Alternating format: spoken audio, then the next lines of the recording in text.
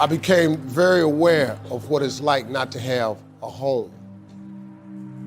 You know, a home, man, is important. No matter how small it is, no matter how bare or meager, at the end of the day, you have the right to be able to say, I'm going home.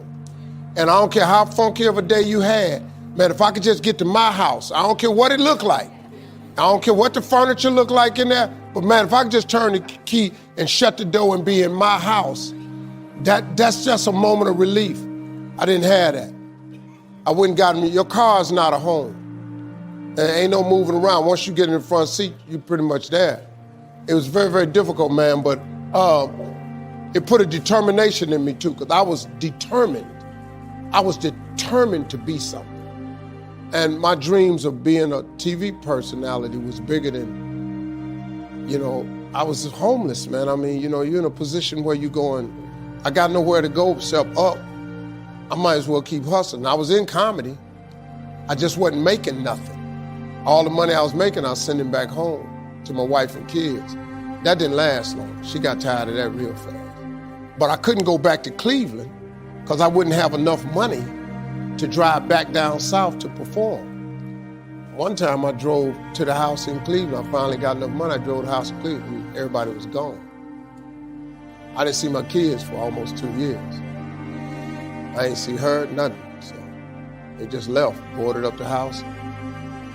So I said, okay, I ain't got nowhere to go. So next thing you know, I'm in the car. I lived there, but it taught me determination, man. I'm a really, really determined person. It also taught me that no matter what happens to you, it ain't over. What you did back there ain't got nothing to do with what God got for you. What you did back there was learn the lessons to get you to where you are at this particular moment right here. But what God got for you, do you know, man, that you can actually mess your life completely up? You can jack it all the way up and you can turn around and get it right. Identify your gift and get busy with it. The thing that you do the absolute best with the least amount of effort, that's your gift. Get busy at that. If it's drawing, if it's teaching, if it's sharing, if it's caregiving, that's how you become successful. Pull yourself together and quit tripping because you in the process. First of all, let me tell you this right here. Why are you tripping? I look back on my life at all that I've been through. So the stuff I'm currently going through, I have built up enough reservoir that living in the car taught me that this ain't it. So the things I'm going through now, I know this ain't it. So all I gotta do is sit tight. I ain't in a bad place. Now I ain't where I wanna be, but the spot I'm in is better than where I was. I ain't homeless.